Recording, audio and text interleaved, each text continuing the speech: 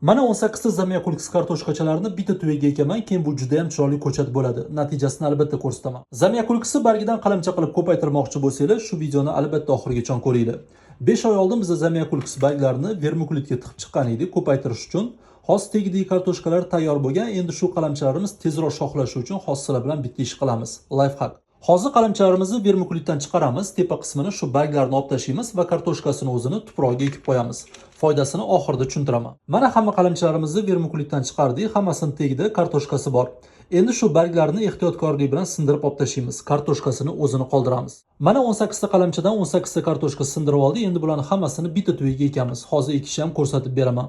Do'stlar, o'zi mana ahamiyat bersanglar, deyarli hamma kartoshkadan shox chiqishi boshlayapti.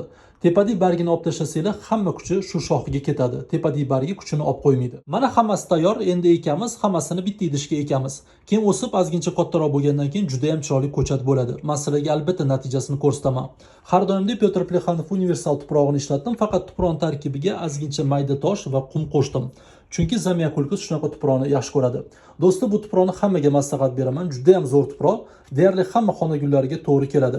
Profildagi mana shu aktualniga kirsanglar, silkasi bor. Mana kartoshkachalarni tuproq tepasidan qo'yib chiqdik. Endi 2 sm ko'mamiz. Juda ham chuqur yoki juda ham sayoz ko'mmanglar. Mana kartoshkalarni ko'mdik, endi ozroq sug'oramiz va issiqroq, yorug' joyga qo'yamiz. Xudo xolisa 10-15 kundan keyin natija bo'lishi kerak. Masalaga albatta natijasini ko'rsataman. Bizani yo'qotib qo'ymaslik uchun kanalga obuna bo'linglar.